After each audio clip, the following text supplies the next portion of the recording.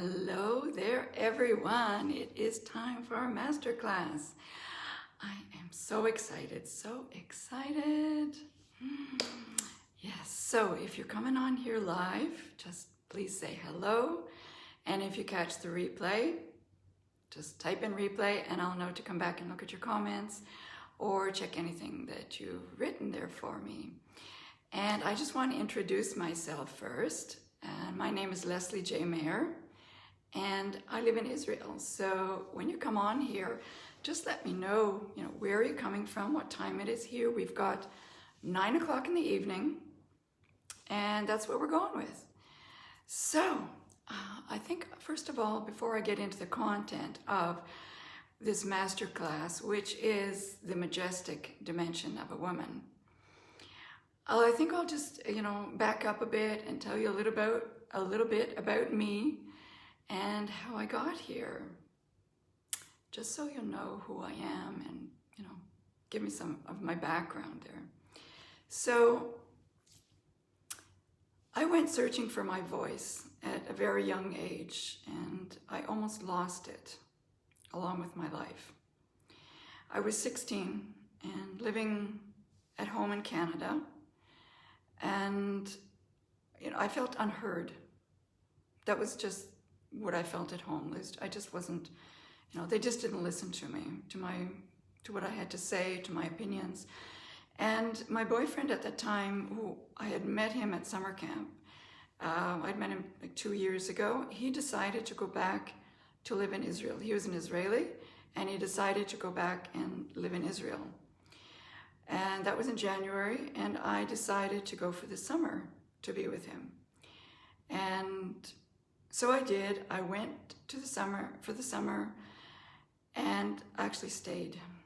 And I'm still here now. I had to learn a new language. I only knew probably about 3 or 4 words in Hebrew, and that was it. I had to make new friends, and I was very shy and quiet. I have been all my life. And I had to work every day. I'd never worked before in my life. I had to live in much lower standard of living, even though at home we were not poor, but there was never a surplus of money going around, or at least that's what we felt.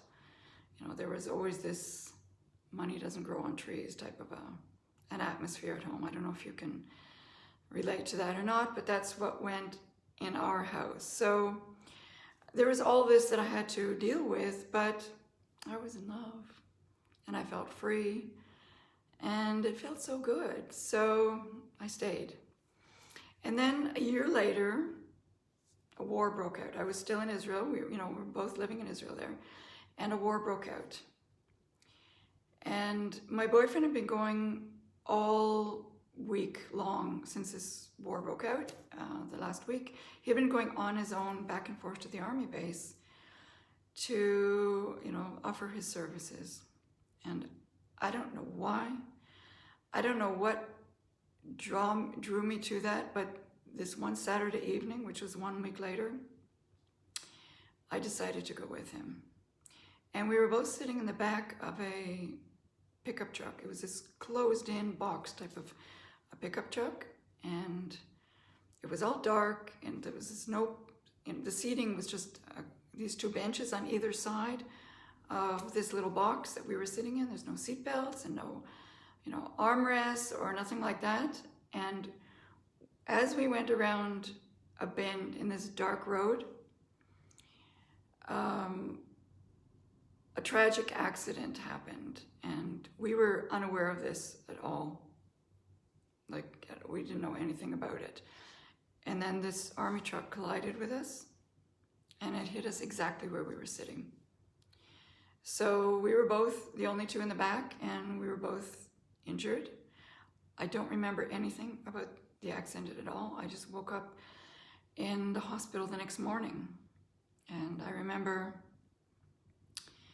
trying to figure out what happened, like where was I? And I want to ask the doctor, because I remember his face, when you're lying flat in a bed and then like he was looking down at me.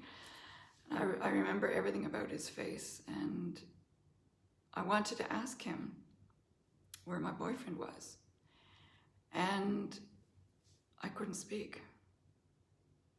Like nothing came out.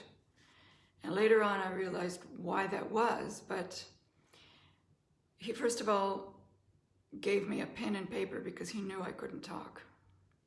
And he gave me a pen and paper. So I wrote down the question and I asked him where my boyfriend is. Now, they wanted to tell me that he was in a different ward, and they wanted to stall before telling me the truth because my condition was very unstable. Like I was between life and death. So they were worried. And we had been together now for 3 years at that time. And I remember, I remember the doctor's words very, very clearly. He said to me, sorry, that was a phone call there. He said, your boyfriend wasn't as strong as you are, and he didn't make it. Now, here I am lying down in this bed. I could not move. I went in that second from being, in that instant of the accident, to being from this lively young woman that I was, to feeling like an old lady. I was bedridden, and I was aching from pain. My whole body hurt me. I had one of my lungs were punctured, and I couldn't breathe. That's why I couldn't talk, because I was on a respirator. And these tubes go down through your vocal cords. And as sad as I was, I knew that there was something in me that knew that I was going to be okay. And those words that he told me, that I was stronger than he was, those words have kept me. They've stayed with me my whole life. And I remember that all the time. There's something just embedded deeply within me. And this accident taught me so much about pain and endurance and strength, because I had to go through all of this. My ribs were cracked and broken. They ripped me inside. That's what punctured one of my lungs. And I had a huge emergency surgery going down my stomach because my spleen was ruptured. I imagine they just did discovery surgery to find out what was going on. I got to the hospital. They told me I was blue. And during this time in the hospital, I learned so much about pain and everything that I had to go through, all this endurance and strength, and all the nights just blurred into the days. And I remember the only thing I could focus on was when the next painkiller was. So after about 10 days that I was on this life support, it was time for them to check. They wanted to see whether I could breathe on my own, because I couldn't stay on this respirator forever, and they had a feeling that I would be okay. And in all this time I was bedridden, hooked up to 1 million tubes and drainage tubes, and couldn't speak. I couldn't eat. Everything was done artificially. I just was not, my life was supported by these machines. And it was very difficult for me to accept the fact that they're going to try to unhook me from this machine that is keeping me alive. And I was terrified. I was absolutely terrified. But I gathered up all my courage and strength, and I did it. And I remember it was so difficult because my muscles weren't used to working anymore. They were all I hadn't used them. This machine was breathing for me, and I couldn't walk. I was in bed, and my muscles were all weak by now, and it was just, if you can imagine multiple injuries, this is it. So the next morning, that trial worked. It was okay. I could breathe on my own, and the next morning they decided to take out the tubes. So they all gathered around my bed and took out these tubes, hooking me up to this respirator. And then they asked me to speak.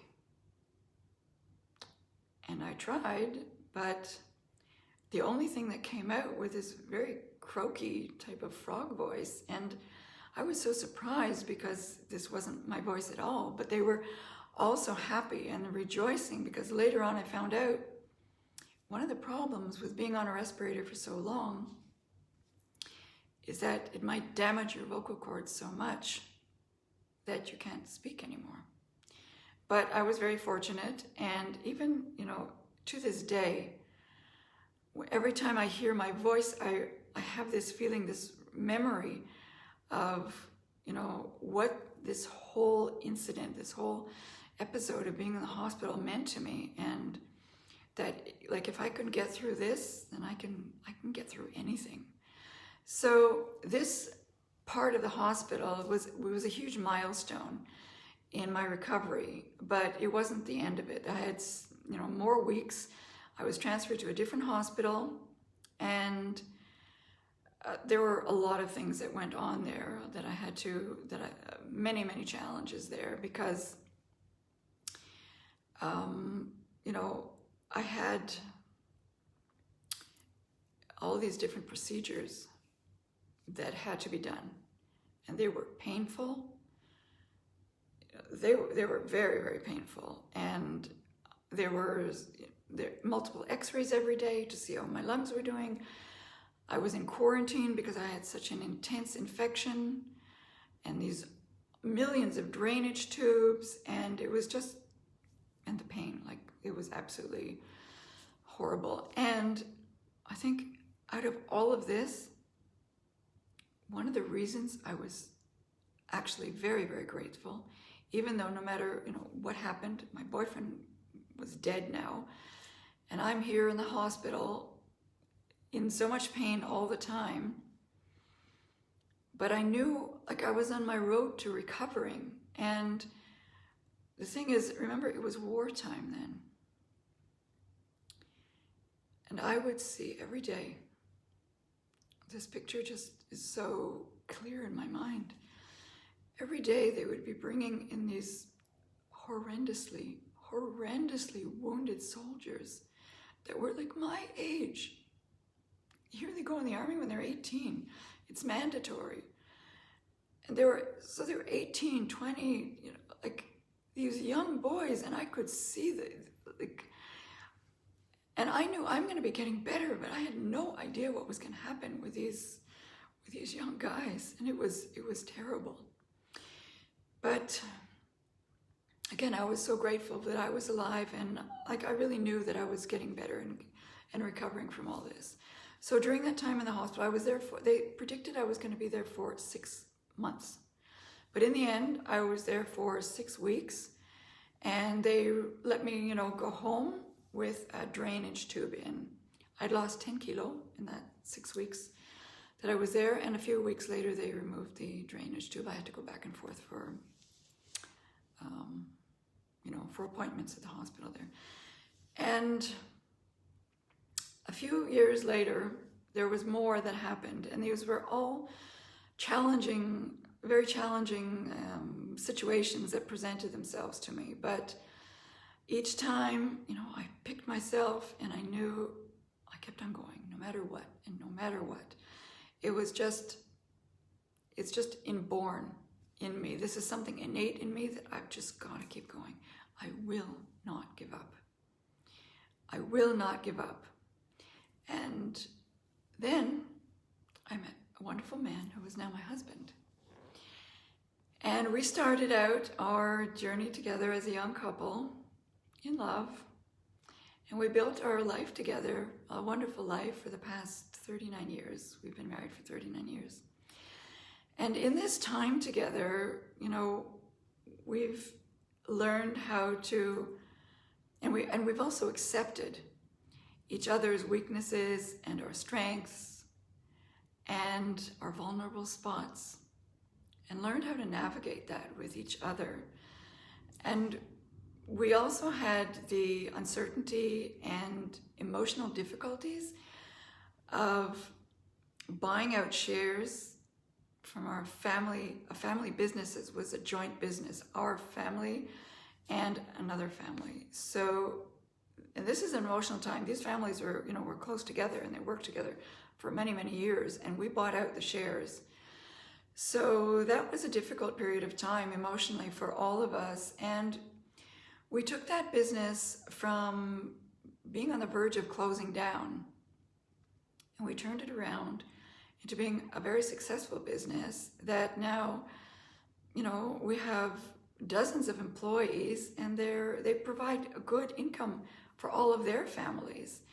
And together with that, we've got, the bringing up of our children together and watching them grow into these, blossom into these beautiful, beautiful individuals, and introducing our children into the family business, this next generation. And we're all very close knit together. We live close together, and it's challenging at times. There's a definite balance that needs to go on here. And, we've since also, we've introduced them and let them take on specific roles, important roles in the business with strategic things in mind. And we've, with our granddaughters that are close, we created these, precious bonds with them. And living an entrepreneurial family life together it's the whole deal. It's the joy, it's the rewards, it's the challenges that go with it. It's everything. And on top of that, we've been able to keep the spark alive in our relationship for all these years. So, as I dove into my own personal development throughout all these years, I became very, very aware that in order to have a life that's full of extraordinary relationships and abundance, we need to really pay attention to a special balance, a delicate balance between the flow of the masculine and feminine energies. This is very important, and as the years go on, I see even more how it takes life with everything that we do. So some of you may be familiar with these concepts that I'm going to talk about, but I'm inviting you to stick with me to the end, because I think you're going to love, absolutely love, the way these concepts merge together in a different perspective than you've heard before. Okay, so the three identities, I believe we have three identities within us as women, and I'm talking about women here, okay? And they co-create inside of us to create a divine womanhood. And once we understand, we're aware of this, and we honor the relationship of these energies, we can navigate through them and begin to, we find that our manifesting and our magnetism becomes just a flow, an energetic flow that is effortless. So I'll go into these identities, and again, some of them you might be familiar with, but stick with me here. So the first one is the goddess energy, okay? And she's the feminine, the receiving energy within us. She's the free-flowing spirit, the kind, the sensual, the loving. She's, feels safe, she trusts, she loves music, and she's fun, and she's the calm one. She can get lost in love.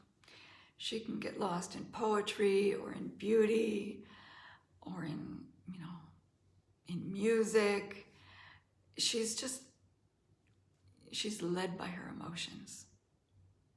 She's led by her emotions, and she has this amazing intuition that she trusts.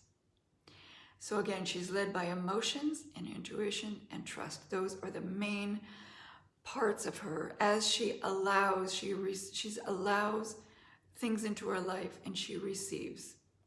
Okay, that is her part of it. Now, people are drawn to her. They're magnetized to her because She makes them feel so good. She makes them feel so good around her because of her internal gracefulness and calmness. Now I want you to imagine for a minute if you were one of the sailors. You know, we've heard the tales of the sailors on the sea, in their boats, in their ships, and they get drawn, they hear this beautiful music from these sirens on the rocks, and they get helplessly drawn into them. They can't do anything about it. They are magnetized to these beautiful beings.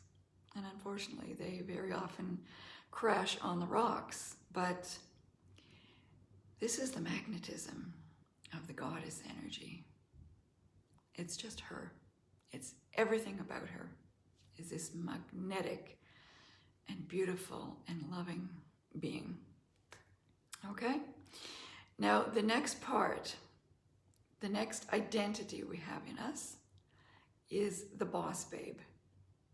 And she's the masculine and the doing energy. Okay? She thrives on doing and planning and organizing. This is her stuff. And she makes the money and she manages the money and she takes care of the business and she runs the household and she's it. She does it. She's the one for everything. And she delegates and she writes out these to-do lists and she gives, you know, she has the tasks and she loves to hustle. Her middle name is Hustle. It's like all about her. And she gives of herself, whereas the goddess receives. And she just spreads this, emanates this love and, you know, and gracefulness and playfulness from her. The boss babe gives of herself. She's the mom. She's the full-time mom. She's got the tasks. Everything is on her plate. She is like the CEO of the company. She's a full-time mom. She's the one that takes all the kids. She's driving them around to all of their little groups and their, you know, to school and picking them up and does all the errands, does all the shopping, gets everything done, the cooking, the cleaning, and the business. So, like, and she remembers details. This is like she lives in these things. This is just like her brain runs the show. That's who this is. Now, if you can also imagine, if you have to go away on a trip and you've got your goddess taking over and she just is thinking about the lovely place you're going. She's thinking about you're going to be going to the sea, to the beach, and it's going to be fun. And she's just going to be, you know, either meditating or doing some last minute yoga or, you know, just having some tea or whatever it is. And she's going to just forget that she's got to pack. But this boss babe is the one. She's got all the clothes lined out. She matches everything together. She's got the kids' clothes together. She's got, you know, the husband's clothes together if she's got one. She's got it together. She's got the house ready and everything. All the last minute things are done. Okay, so that's, I think you can get her vibe. She's the masculine one, the doing one. Okay, now the next one, which I love. I'm just going to take a little sip of water here.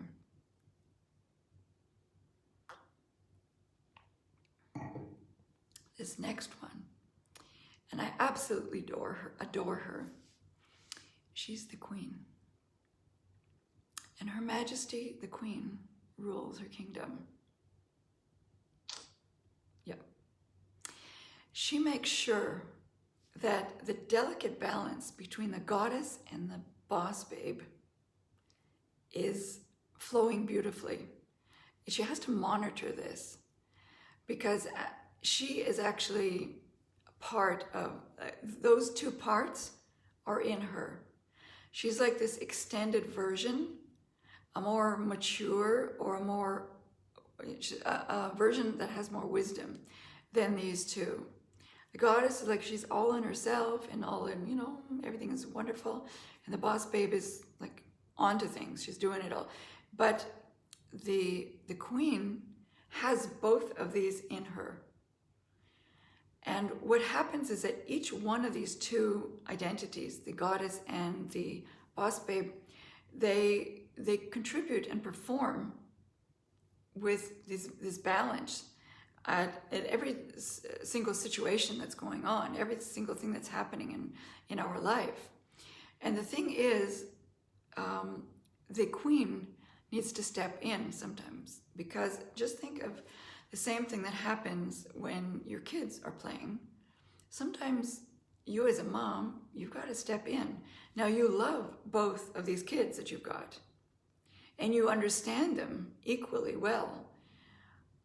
And you very often, I know me as a mom, I would let them do their own thing, balance it out, and solve the things on their own so that they can grow as individuals. But there are times when this can get really out of hand.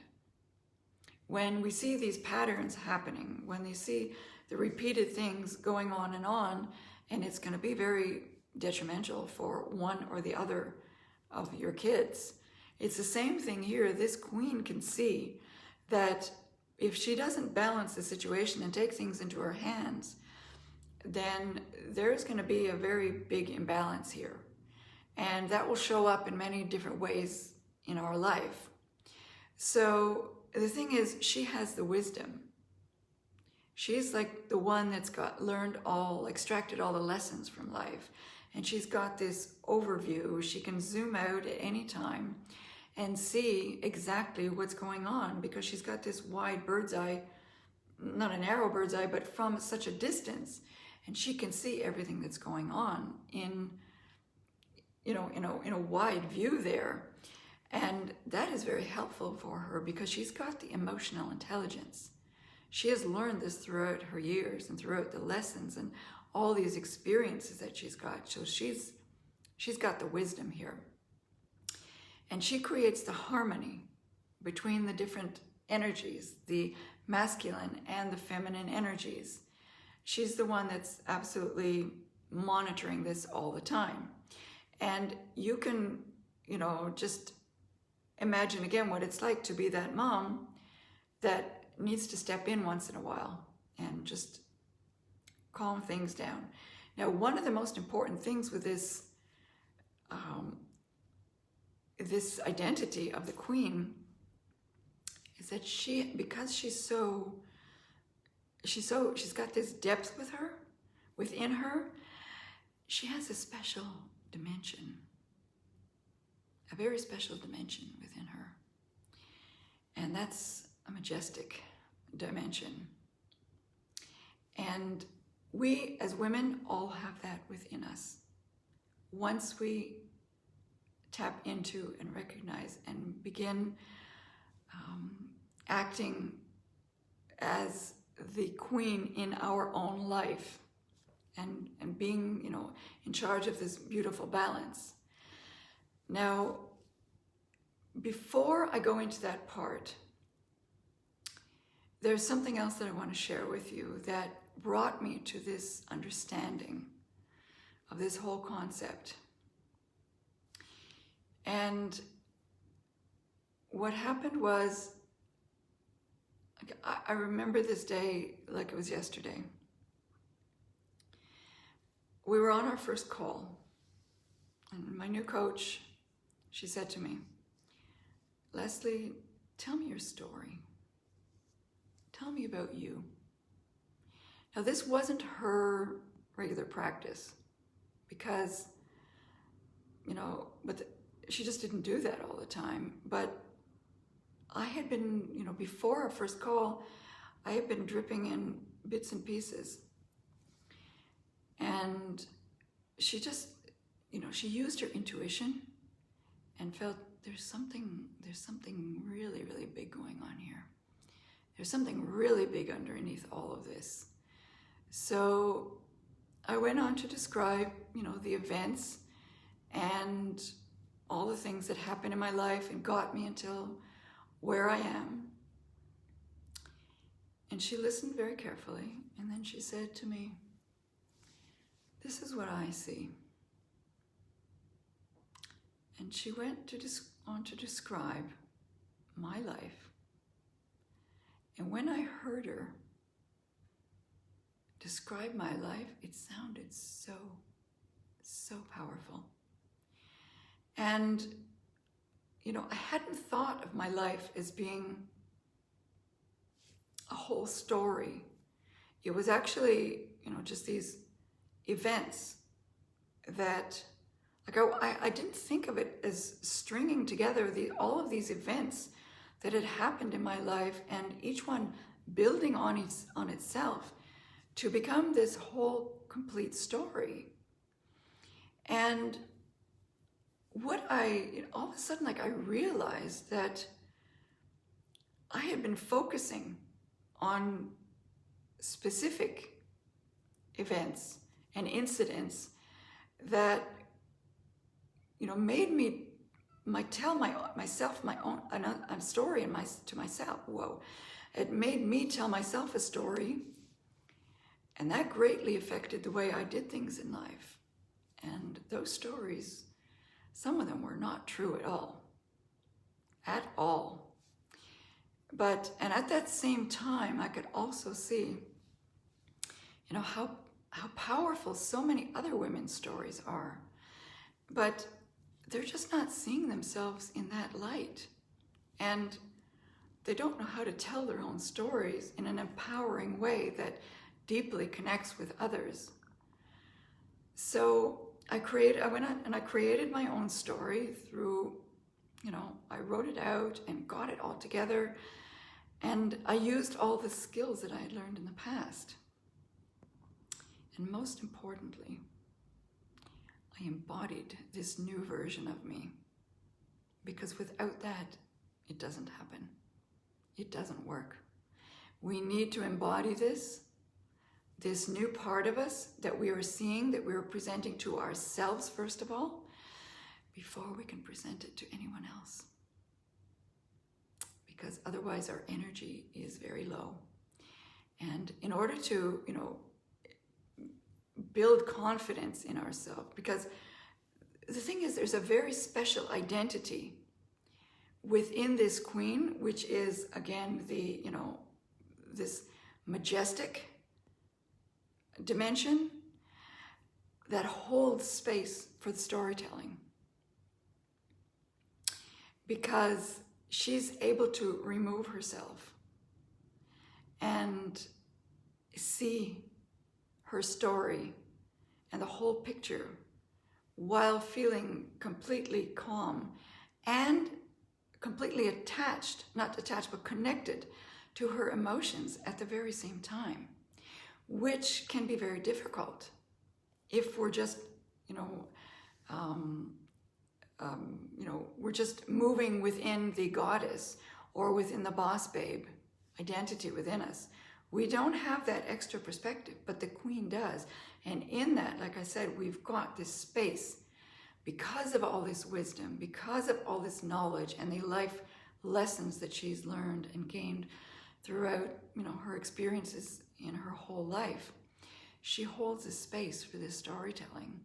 And it is something that, you know, she's able to bring out, because the storytelling is an art.